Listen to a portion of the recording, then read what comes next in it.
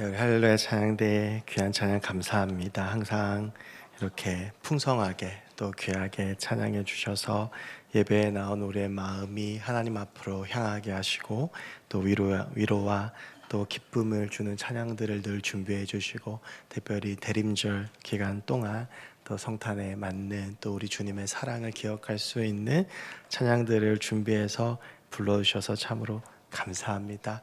우리 1년 동안 수고한 할렐루야 찬양대를 위해서 또 하나님께 영광 돌리면서 같이 함께 박수하도록 하겠습니다. 네, 감사합니다.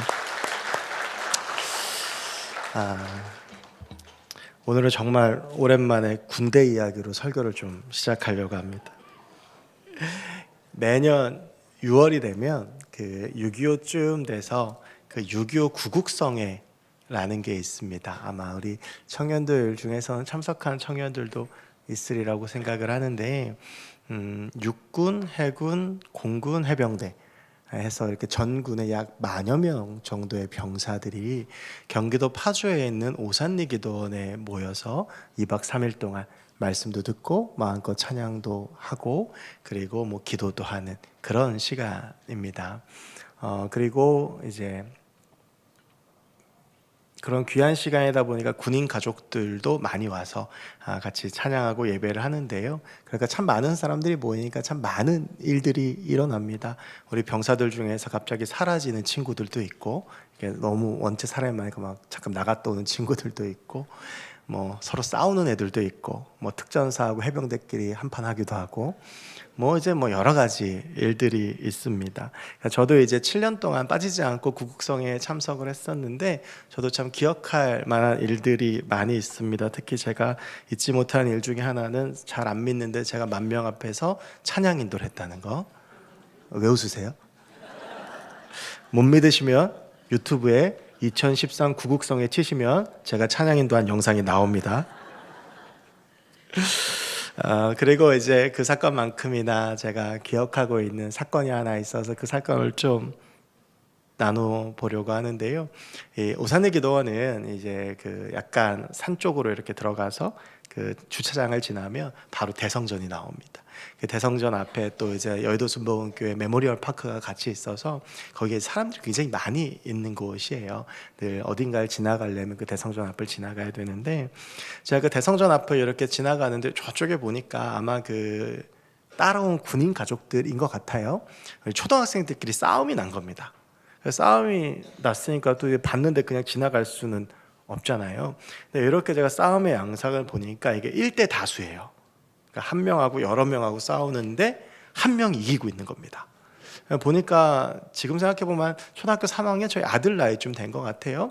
이렇게 가서 딱 보니까 가관도 아니에요. 애가 입에 뭐 필터도 없고요. 뭐 욕부터 시작해가지고 막 형들을 쥐잡듯이 잡는데 보다 못한 이제 그 병사들이 말리니까 뭐 병사들한테도 뭐 위아래가 없습니다. 제가 그때 느꼈습니다. 얘 아빠는 계급이 좀 높겠다.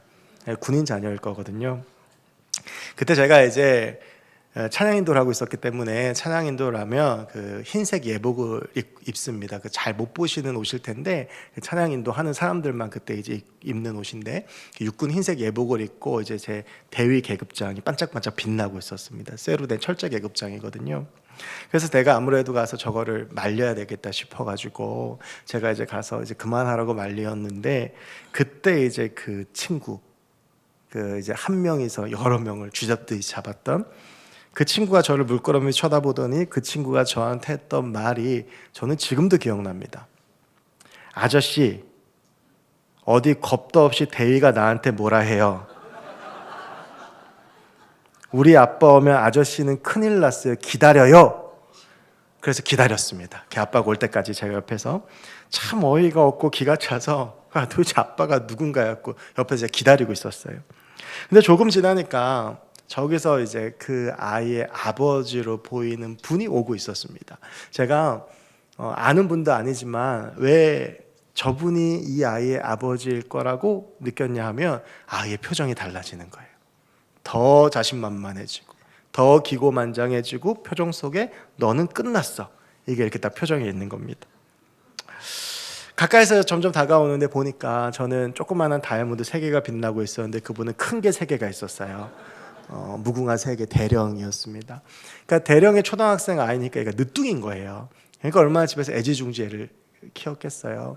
그래서 이제 그분이 이렇게 가까이 오시니까 이제 그 아이 어깨가 이렇게 쫙 펴지고 자신만만해졌습니다. 그분은 나중에 알았는데 국방부에서 근무하시는 국방부 국군중앙교회 출석하신 안수 집사님이었습니다. 근데 제가 이제 잘 안 믿으셨지만 찬양인도를 했기 때문에 많이 알려져 있었거든요. 그러니까 알려져 있었던 데다가 군목은요, 이 군복에 십자가가 있습니다. 이 예복을 입으면 양쪽 깃에 십자가가 이렇게 두 개가 달려 있어서 누구나 봐도 목사님인지 알아요. 그러니까 이제 안수 집사님이 자기 아들한테 목사가 험한 꼴을 당하고 있으니 보니까 이게 얼마나 기가 차요. 그러니까 너무 이제 얼굴이 펄해져가지고 허옇게 질려가지고 어찌할 바에 몰라 하시면서 저한테 계속 연신 사과를 하시며 제 앞에서 그 아이를 혼내시는 거예요. 너 빨리 사과하라고. 그러면서 그 자신만만했던 아이는 원망스러운 표정으로 끌려갔습니다. 아버지한테. 저는 그 아이의 표정을 한 번도 잊어본 적이 없어요. 우리가 뭔가를 기대를 했는데 그 기대대로 안 되면 사람이 지을 수 있는 가장 원초적인 표정이 저거구나. 얘가 이제 초등학생이니까 거짓말을 못 하잖아요. 표정이 그대로 다 나오는 거예요. 꾸밀 수가 없으니까 우리가 뭔가를 기대했고 이렇게 될 것이라고 상상한 게 있고 기다렸던 것이 있는데 그게 내 기대대로 안 되고 그 기다림의 끝이 내 마음대로 안 되면 사람의 감정은 저런 거구나. 사람의 얼굴은 저렇게 변하는구나 라고 하는 걸 제가 그 아이를 보면서 처음 느꼈었습니다. 제가 이제 오늘 본문을 묵상하면서 이제 제가 늘 이 사건을 기억하지는 못하니까요. 문득 좀 잊고 지났던 10여 년 전에 그때 그 기억과 그 아이의 표정이 생각났습니다.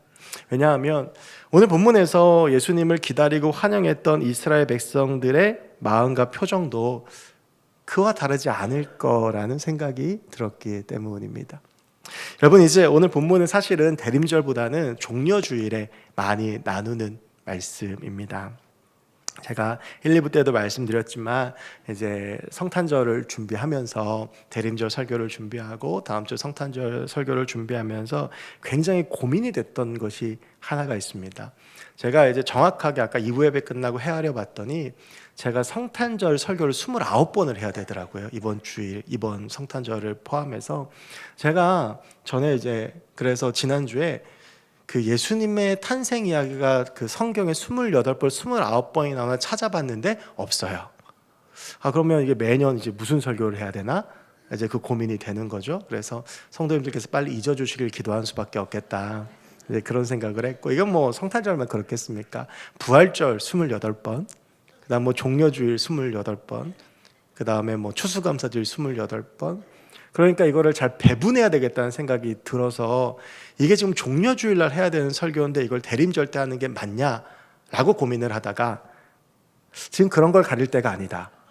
무조건 다 끌어다 써야 된다. 이제 이런 결론이 들어서 이제 오늘 말씀을 좀 나누려고 합니다. 지난 저희가 대림절 3주간 죽은 나사로를 살리신 예수님에 대한 이야기들을 나누었죠. 우리가 대림절 첫째 주일날 죽어가는 나사로를 보면서 마리아와 마르다가 도움을 요청했는데 예수님께서 의도적으로 지어나신 이야기. 우리 두 번째는 예수님께서 그 죽은 나사로를 찾아가셔서 살리신 이야기. 그리고 우리가 지난주에는 그 예수님께 감사해서 예수님의 발을 씻긴 마리아와 그럼에도 자기 중심적으로 여전히 예수님을 생각했던 마르다와 가룟 유다에 대한 말씀을 나누었습니다. 그러고 나서 이제 그런 일련의 사건들이 다 끝이 나고 오늘 본문이 이어지는데요. 오늘 본문 12절을 보면 그 이튿날에는 이라고 하는 말이 나옵니다. 그러니까 이런 베다니에서의 이런 사건들이 끝나고 나서 이튿날에 일어났던 일인데 어떤 일이 일어나냐 하면 온 큰 무리가 예수께서 예루살렘으로 오신다는 것을 듣고, 그러니까 이튿날이 됐는데 많은 사람들이 예수님께서 예루살렘에 오신다는 것을 듣고 예수님을 환영하러 몰려든 겁니다. 그런데 여러분 좀 이상하지 않습니까? 저희가 계속 3주 동안 말씀을 나누었지만 요한복음 11장이 어떻게 끝이 나냐 하면 사람들이 대제사장들과 바리새인들이 예수님을 죽이려고 모의하는 것으로 요한복음 11장이 끝이 납니다. 그러면서 무슨 얘기를 하냐면 이제 예수가 명절을 맞아서 예루살렘으로 올 텐데 보는 자마다 신고해라 라고 명령을 내려요. 그러니까 수배를 건 거죠. 요한복음 12장 9절부터 11절, 오늘 바로 전에 말씀 어떻게 끝나냐 하면 베다니에서 예수님께서 계실 때 많은 사람들이 예수님 앞에 몰려드는 데에 그 이유가 나사로 때문이자 나사로마저 죽이려고 합니다. 그래서 지금 예수님의 상황은 제가 지난주에 그런 말씀을 드렸죠. 지명수배자입니다. 언제 죽을지 모르는 거예요. 그런데 오늘 본문을 보면 그런 예수님께서 예루살렘으로 오시는데 온 큰 무리가 듣고 예수님을 환영했다라고 하는 겁니다. 좀 조심하셔야 되지 않을까요? 그리고 유대인의 책무를 다하기 위해서 예루살렘으로 가신다면 조용히 아무도 모르게 가시는 게 맞아 보일 텐데, 많은 유대인들이 예수님을 잡으려고 기다리고 있는데 예루살렘에선 큰 무리가 예수님의 오시는 것을 알고 기다리고 있었다라고 하는 겁니다. 그리고 그 기다린 가운데에서 어떠한 사건이 일어났는지가 13절부터 15절까지의 말씀에 나오는데요. 우리 13절부터 15절까지는 같이 한번 읽어보겠습니다. 시작.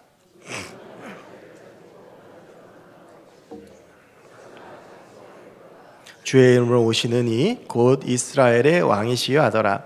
예수는 한 어린 나귀를 보고 타시니 이는 기록된 바 시온 따라 두려워하지 말라.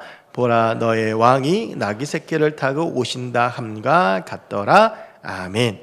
여러분, 이제 오늘 이 구절에서 두 가지를 좀 주목해 보려고 하는데요. 한 가지가 먼저가 종려나무 가지입니다. 우리가 이제 부활절 바로 전 주일을 종려주일이라고 부릅니다. 종려주일이라고 부르고, 그리고 그 주간을 고난주간으로 우리가 보내고, 그리고 고난주간이 끝나면 종려주일 다음 주일이 부활주일이죠. 여러분, 우리가 왜 부활절 전 주일을 종려주일이라고 부르냐 하면 예수님께서 고난받기 위해서 예루살렘으로 들어가실 때에 오늘 본문에서처럼 많은 사람들이 종려나무 가지를 흔들었기 때문입니다. 그래서 종려나무 가지를 흔드는 가운데, 그 환영 인파 가운데에서 예수님께서 예루살렘으로 가셨기 때문에 그 날을 기념하기 위해서 종려주일이라고 부르는데요. 여러분, 혹시 한 번쯤은 종려주일을 보내면서 이런 질문을 해보시진 않았습니까? 왜 무리들은 종려나무 가지를 흔들었을까? 환영할 수 있는 다른 여러 가지 방법들이 있잖아요. 소리를 지르고 환호를 할 수도 있고 여러 가지 방법들이 있지만 거기 모인 이들은 왜 일제히 다 종려나무 가지를 흔들었을까라고 하는 것입니다. 여러분, 이것을 알기 위해서는 그 당시에 유대인들이 종려나무를 어떻게 이해했는지, 그 종려나무 가지의 의미가 무엇인지를 좀 살펴보아야 합니다. 이 1세기 당시의 종려나무 가지는요, 유대인들의 3대 명절 중에 2개인 초막절과 수전절에서 전례의식에서 종교적 상징으로 사용되어졌는데요, 이것이 대대로 상징하는 것은 승리, 부활, 권위였습니다. 종려나무 가지라고 하는 것이 승리와 부활과 권위로서 상징을 가지고 있었다라고 하는 것인데, 그래서 유대교에서는 이 종려나무 가지가 종교적으로 하나님이 미래의 승리를 주실 것을 선포하는 역할로 사용되었습니다. 그런데 이 종려나무 가지가 이거보다 훨씬 더 유대인들에게 깊은 의미를 가지고 있는 것은 민족적 상징 때문이었습니다.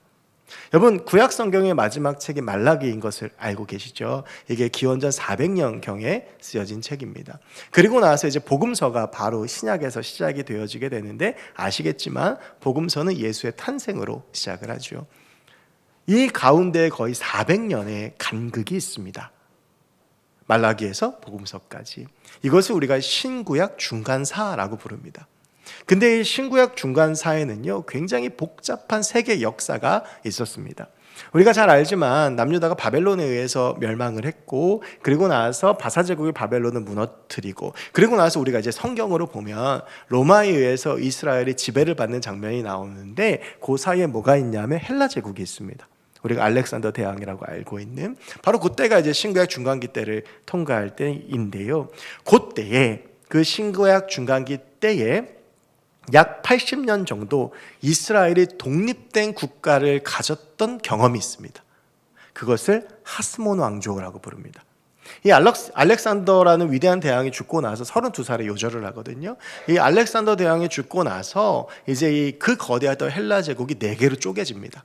그래서 서로 막 다투는 와중에 그 혼란을 틈타서 마카비 오형제가 이끄는 유대인들이 혁명을 일으키고 하스몬 왕조를 세우게 되고 80년간을 자기들만의 독립국가를 가지게 됩니다. 그 중에서 가장 중요했던 사건이 어떤 사건이냐 하면 그 5 형제 중에서 가장 중요한 사람이 시몬 마카비가 수리아 병력을 성전과 예루살렘에서 쫓아내고 나서 예루살렘으로 귀환을 할 때 유대인들이 그의 승리를 축하하기 위해서 종려나무 가지를 흔들었습니다. 그래서 유대인들에게 있어서 종려나무 가지라고 하는 것은 승리와 독립의 상징이었습니다. 당시 유대인들의 화폐에는 종려나무 가지가 새겨져 있었다라고 전해집니다. 그리고 우리가 이제 예수님의 제자들 중에서도 잘 아는 이름이고 우리가 그 당시에 성경을 보면 참 자주 등장하는 이름인데 요한, 시몬, 유다, 잘 아시는 이름이죠. 이것이 마카비 5형제 중에 3명의 이름이고 그 마카비 형제들 중에서 리더였던 사람들의 이름입니다. 이것은 그 당시에 유대인들이 가지고 있었던 열망이 무엇인지를 보여줍니다. 마카비 형제에 의해서 세웠던 그 하스몬 왕조, 그 독립국가를 우리가 다시 세우고 싶다. 그 사람들이 우리 후손들 가운데서 나왔으면 좋겠고, 그리고 그 후손들을 통하여서 우리가 이제 지긋지긋한 이 식민 지배에서 벗어나서 우리만의 국가를 세우고 싶다라고 하는 열망이 있는 것이죠. 여러분, 오늘 본문을 제가 말씀을 드리면서 12절에서 가장 의아한 점이 이런 점이라고 말씀을 드렸습니다. 지명수배자인 예수가 어떻게 이렇게 공개적으로 많은 사람의 환영을 받을 수 있었을까? 여러분, 그것은요, 그 당시에 종려나무 가지를 흔들던 유대인들의 열망, 그들의 마음, 그들의 여론을 보면 알 수 있습니다.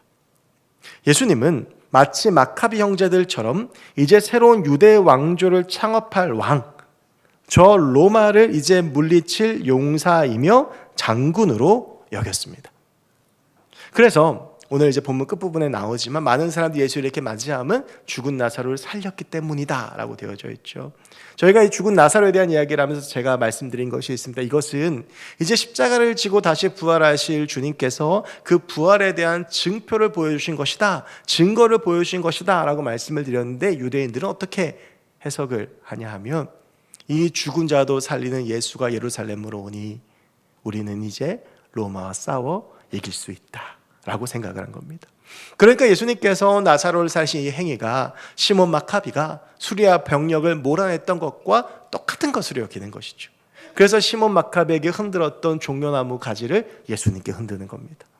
그러니까 이 흔드는 종려나무 가지는 어떤 의미가 있겠습니까? 예수님, 이제 오셔서 우리의 왕이 되어주시고 저 로마도 몰아내 주시고 우리의 옛 땅도 회복시켜 주시고 우리에게 자유도 주시고 우리에게 독립도 주십시오. 그 마음을 가지고 예수님이 들어오시는데 모든 사람들이 모여서 다윗의 자손이라고 부르며 종려나무 가지를 흔드는 겁니다. 그들은 다윗과 같은 강력한 왕을 원했던 것이죠. 여러분, 이런 상황 가운데에서 예수님을 잘못 건드리면 어떻게 되겠습니까? 그대로 바로 폭동입니다. 예수님께서 들어오시는 것을 보고도 바리새인들이 손을 댈 수 없었던 이유입니다. 여러분, 그래서 오늘 본문 마지막에 이렇게 되어져 있죠. 바리새인들이 서로 말하되 볼지어다 너희 하는 일이 쓸데없다. 보라, 온 세상이 그를 따르는도다. 예수님 잡기를 포기하는 겁니다. 여러분, 그래서 이제 뒤에 보면 예수님께서 예루살렘에 계실 때에 이 바리새인들이 몰래 예수님을 가룟 유다에게 매수를 해가지고 예수님이 혼자 계실 때를 캐치를 해서 겟세마네에 가서 잡아갖고 와가지고 간밤에 그 급작스럽게 재판을 해서 바라바하고 똑같이 흉악범으로 몰아서 세우고 예수님을 세우는 이유가 이겁니다. 정상적인 방법으로 예수님을 공격했다가는 본인들이 너무 심한 공격을 받으니까 예수님을 흉악범 바라바하고 똑같이 여겼던 겁니다. 그리고 사람들이 그렇게 선 예수님을 향해서 예수를 죽이고 바라바를 살리라고 그토록 소리쳤던 이유는 본인들의 기대가 산산이 무너졌기 때문이죠. 예수님이라면, 저 죽은 자도 살리는 예수라면 우리를 이끌고 로마도 뒤집어 엎고 새로운 역사를 시작할 줄 알았는데 너무나도 비참한 죄인의 모습으로 서 있는 예수를 보며 분노를 금할 수가 없었던 겁니다. 자신들의 기대가 다 무너져 버렸던 것이죠. 아마 제가 아까 서두에 말했던 그 초등학교 3학년 정도 보이는 그 아이의 표정이 바라보 함께 서 있던 예수, 십자가에 달린 예수를 바라보는 그들의 표정이 아니었을까 싶습니다. 여러분, 이제 우리가 오늘 본문에서 종려나무 가지 말고 한 가지를 좀 더 주목해 보려고 합니다. 그것은 나귀입니다. 여러분 한번 상상해 보시겠습니까? 많은 사람이 13절의 말씀처럼 이스라엘의 왕이시여를 외치며 우리 조국을 독립시킬 제왕을 맞이하고 있습니다. 그런데 그 왕이 타고 있는 것이 나귀입니다.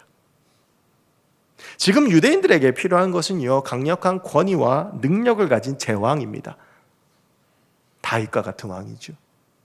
그런데 여러분, 나귀를 타고 전쟁할 수 있겠습니까? 나귀를 타고 나를 따르라 할 수 있겠습니까? 우리가 흔히 이제 나귀가 겸손의 상징이라고 말들을 많이 하지만, 여러분, 나귀가 그냥 한없이 비천한 동물이라고 하는 것은 사실 근거가 없는 이야기입니다. 고대 근동에서 나귀는요, 오히려 비천함을 상징하는 것이 아니라 오래전부터 왕권을 상징하는 전통으로 내려오고 있었습니다. 나귀에 왕이 탈 수 있고 높은 사람들이 탈 수 있고 그들이 탈 수 있는 게 나귀인데, 말하고 차이는 이겁니다. 전쟁을 해서 왕권을, 권력을 쟁취하는 사람들은 말을 타지만 이미 그 모든 것들을 다 얻고 평정한 평화를 누리는 왕은 나귀를 타는 겁니다. 여러분, 그래서 재미있는 말이 있습니다. 케네스 웨이라고 하는 신학자가 이런 말을 했는데요, 성경 사회에서 나귀는 일종의 메르세데스 벤츠였다. 이게 이 신학자가 정확하게 한 말입니다.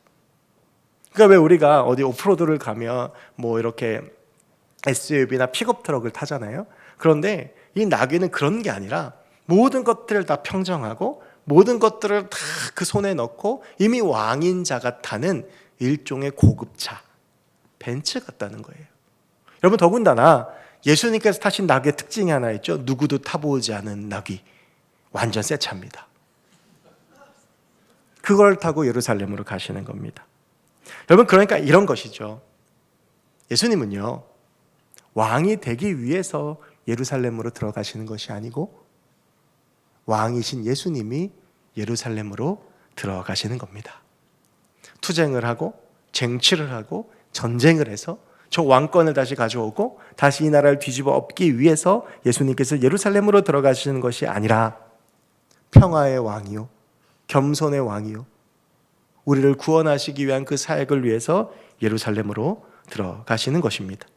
사람들은 무력으로 우리를 해방시켜 줄 왕, 강력한 지도력으로 저 로마의 나쁜 놈들을 몰아낼 그런 장군과 같은 용사를 기다렸지만, 예수님은 무력 투쟁을 위해서 예루살렘으로 가신 것이 아니라 로마를 무너뜨려서 왕이 되시고 사시는 것이 아니라 이미 왕이신 그분은 평화의 왕으로 그곳에 가셨던 겁니다. 진정한 왕으로서 예루살렘에 입성하시고 이제는 죽음을 이기신 진정한 왕의 선포를 하시고자 십자가에서 돌아가시고 부활하셨던 것이죠. 여러분, 사실 많은 유대인들의 기대는 산산이 깨어졌습니다. 그래서 그들은 실패한 혁명가에게 사형을 선고하듯 예수를 죽이고 바라바를 살리라고 소리쳤던 것입니다. 사랑하는 여러분, 우리는 어떤 예수를 기다리고 있습니까? 나의 삶에 꼭 필요한 것을 채워주시는 분, 그래서 가능하다면 세상의 모든 것을 다 뒤엎어서라도 쟁취시켜 주실 분을 기다리고 있는 것은 아닙니까? 내 갈급함, 내 욕심, 내 야망, 내 소원, 내 삶에 필요한 것들을 주실 분을 기다리며 여전히 종려나무 가지를 흔들면서 하나님이 일해달라고 그렇게 외치고 있지는 않습니까? 여러분, 사실 오늘 본문을 잘 상상해 보면 오늘 본문은 참 슬픈 이야기입니다. 오랜 시간 동안 식민지 지배 가운데 있었던 유대인들은 안진뱅이도 일으키시고 소경의 눈도 뜨게 하시고 문둥병자도 고치시고 귀신 들린 자도 쫓아내시고 심지어 죽은 자도 살리는 한 사람의 이야기를 들었고, 그 능력이라면 시몬 마카비처럼 우리를 구원해주고 우리에게 새 나라를 열어줄 수 있을 것이라는 상상과 기대함 가운데 신나게 종려나무 가지를 흔들어댔습니다. 그런데 예수님께서는 말을 타고 무력으로 그들의 염원과 소망을 이루어주는 방법을 선택하신 것이 아니라 평화의 상징인 나귀를 타고 겸손하지만 진정한 왕으로 예루살렘에 입성하셨습니다. 종려나무 가지를 흔드는 이들의 마음과 예수님의 마음은 완전히 달랐던 겁니다. 여러분, 혹시 우리의 삶 가운데에도 이러한 신앙의 부자연스러움이 있지는 않습니까?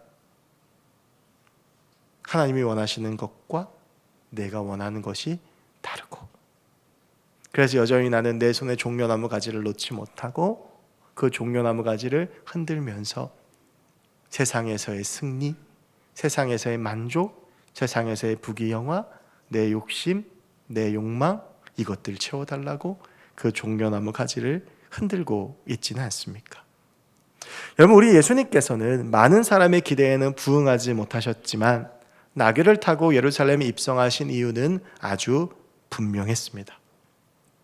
그들이 어떻게 생각하든지 어떻게 반응하든지, 예수를 능력 없다고 손가락질하고 민족의 배반자라고 손가락질하고 바라바와 똑같은 흉악범으로 여기고 십자가에 달려 죽는 것이 마땅하다고 생각하고 이단자라고 부르고 죽어 마땅한 인간이라고 부르든지, 예수님은 그것이 중요한 것이 아니었습니다. 여러분, 사실은 누군가가 나한테 기대를 하는데 그 기대에 부응하지 못한다라고 하는 것은 매우 힘들고 슬픈 일입니다. 그런데 할 수 있는데도 그렇게 하지 않기로 선택하는 것은 얼마나 많은 비난을 각오하는 것이겠습니까? 그런데 예수님께서는 그 길을 선택하셨습니다. 그것은 그들이 무엇이라고 말하든지 간에, 그들이 비록 깨닫지 못하더라도 그들에게 꼭 필요한 것을 주시기 위해서였습니다. 여러분, 그것이 바로 생명입니다. 그 생명을 위해서는 손가락질도 비난도 죽음도 다 받아들일 수 있는 겁니다.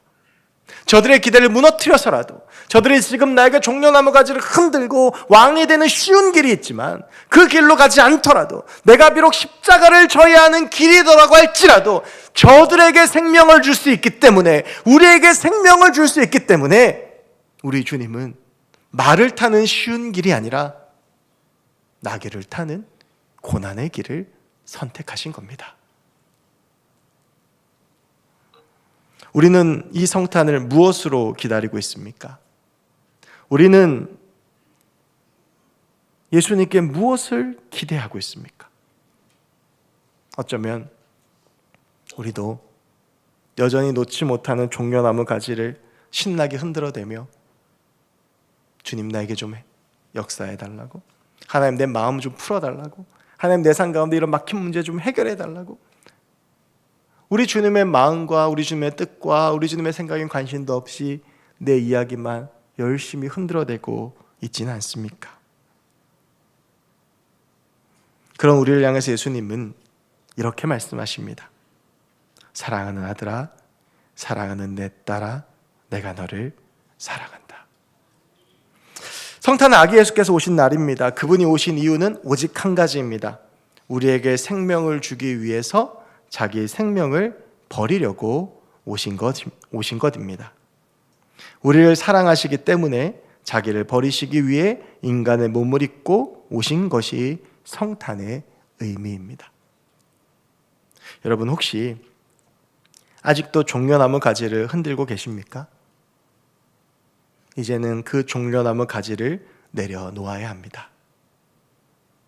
그리고 진정한 왕으로 나귀를 타고 죽음으로 향해 가시는 우리 주님의 진정한 사랑을 깨닫고, 나를 사랑하셔서 모든 것을 내어주신 하나님의 그 사랑에 감사하며, 우리 주님께서 내게 주실 것을 기대하며 기다림의 자리에 서 있는 우리가 되어야 할 줄로 믿습니다. 여러분, 마지막으로 이 기다림에 대해서 한 가지만 더 생각해 보려고 합니다. 여러분, 이렇게 종려나무 가지를 흔드는 사람들을 향해서 나아가는 예수님과 함께 했던 예수님의 제자들, 어떤 마음이었을까요?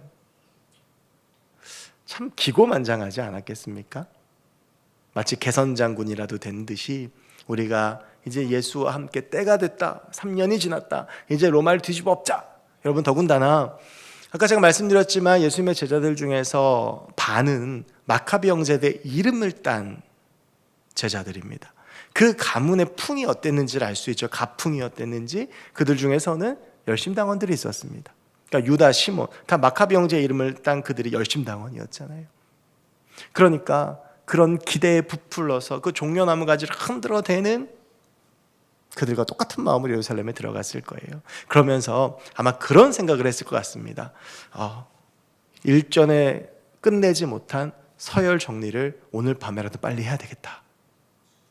예수님께서 왕이 되시면 1번부터 12번까지 빨리 순서를 정해놔야 누가 높은 자리에 올라갈지 결정을 하지 않겠습니까?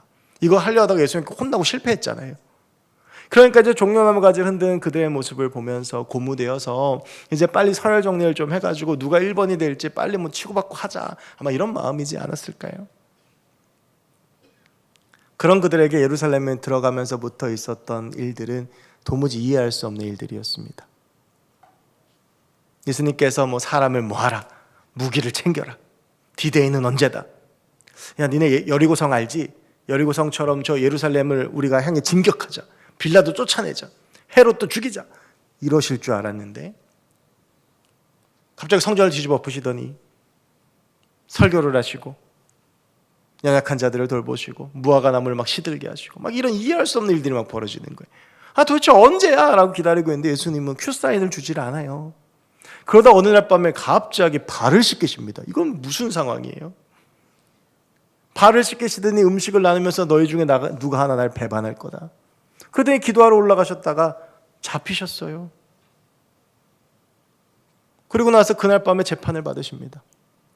이게 불과 며칠 사이에 일어난 일입니다. 제자들의 기대가 산산이 무너졌죠.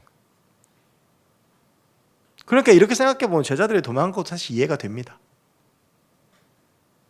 그러고 나서 그 예수님께서 아침에 흉악범 바라바하고 같이 서는 동급의 사람이 되고 그리고 십자가에 달리시는 겁니다. 제자들이 이해가 안 되는 거예요. 여러분, 그런데요, 제자들이 정말 이해가 안 된 게 무엇이냐면 하실 수 있는데 안 하시는 겁니다. 제자들은 예수님이 어떤 능력을 가지고 있는지를 봤잖아요. 3년 동안 그 옆에서 하실 수만 있다면 충분히 저 십자가에서 내려올 수 있고 할 수만 있다면 충분히 뒤집어 엎을 수 있는데 안 하시는 거예요. 이해가 안 됩니다. 여러분, 이것에 대해서 사도 요한이 시간이 지난 다음에 오늘 본문 16절에서 이렇게 기록을 합니다. 오늘 12장 16절을 보면 제자들이 처음에는 이 일을 깨닫지 못하였다가 예수님께서 나귀를 타고 들어가시고 이런 일들을 다 깨닫지 못하다가 예수께서 영광을 얻으신 후에야 이것이 예수께 대하여 기록된 것임과 사람들이 예수께 이같이 한 것임이 생각났더라. 여러분, 우리가 지금은 이해하지 못하는 하나님의 뜻이 언젠가 반드시 이해되는 순간이 옵니다. 지금 이해가 되지 않죠. 아니, 하나님, 내가 좀 이렇게 급한데 이것 좀 해주시면 안 됩니까? 종려나무까지 흔들던 이스라엘 백성들 마음하고 똑같잖아요. 600년을 그렇게 비참하게 살았는데 하나님 이제 좀 독립 좀 주시면 안 돼요? 하나님, 정말 내 삶 가운데 이런 일들인데 하나님 하실 수 있잖아요. 내가 아프고 내 자녀 이런 문제가 있는데 좀 이거 해주셔도 되잖아요. 그러다 여러분 더 화날 때는 언제예요? 같이 기도하는데 저 사람은 되고 난 안 되면 그것만큼 더 화나는 게 어디 있어요? 이해가 안 되는 거예요. 여러분, 오늘 사도 요한이 뭐라고 이야기를 하냐 하면 그때는 몰랐는데 예수께서 영광을 얻으시니까 내가 알겠다. 여러분, 우리가 지금은 이해가 되지 않지만 하나님의 때가 되면 반드시 하나님의 뜻과 하나님의 계획과 하나님의 생각을 이해하는 순간이 옵니다. 왜냐하면 하나님 우리를 사랑하시고 지금도 살아계셔서 지금도 우리를 위해 일하시는 하나님이시기 때문에 그렇습니다. 여러분, 사실 신앙생활이라고 하는 것은 기다림의 연속입니다. 바로 되면 좋겠지만 내가 이해가 되지 않는 그 일들을 기다리며 흔들리지 않고 굳게 서 있는 것. 하나님의 때가 언제일지 모르겠으나 그 때를 기다리고 있는 것. 그래서 어느 순간 하나님의 뜻이 이해가 되면 그것을 고백할 수 있는 것. 종려나무 가지를 흔들다가도 내가 하나님의 뜻을 깨닫고 그것을 내려놓고 낙이 타신 예수님을 기다리는 것. 나를 사랑하신 하나님의 그 사랑을 붙잡는 것. 여러분, 그것이 우리의 신앙생활입니다. 사랑하는 여러분, 하나님은 우리를 사랑하십니다. 그래서 말이 아니라 나귀를 택하셨습니다. 종려나무 가지가 아니라 십자가를 선택하셨습니다. 그 하나님이 살아계셔서 오늘도 우리와 함께하고 계시고 우리에게 하나님의 그 사랑을 보여주시고 부어주시고 인도해 주시는 줄로 믿습니다. 이해가 되지 않더라도 나를 사랑하시는 그 하나님의 사랑을 바라보며 이제 내 손에 든 종려나무 가지는 그만 내려놓고 우리 하나님을 온전히 바라보며 그 사랑 가운데 살아가는 저와 여러분, 우리 모두가 될 수 있기를 주의 이름으로 간절히 축원합니다. 기도하겠습니다. 하나님, 감사합니다. 오늘 주의 말씀으로 하나님께서 우리를 사랑하심을 함께 보았습니다. 하나님, 어쩌면 우리는 오늘도 종려나무 가지를 흔들며 하나님께 내 삶 가운데 좀 하나님의 능력을 보여달라고, 내 욕심과 내 야망대로 좀 해달라고 재촉하고 있을지도 모릅니다.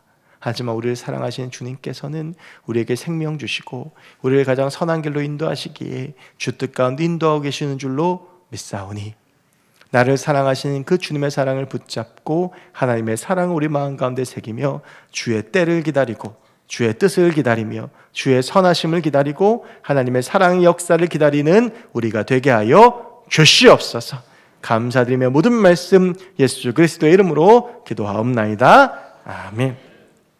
우리를 사랑하신 주님께서 우리를 사랑하시기에 저 높고 높은 별을 넘어 이 낮고 낮은 땅에 오셔서 여전히 우리에게 생명 주시는 주님이신 줄로 믿습니다. 우리 함께 이 시간 그 하나님의 사랑을 찬양했으면 좋겠습니다. 우리 찬송가 304장 같이 함께 찬송하시겠습니다.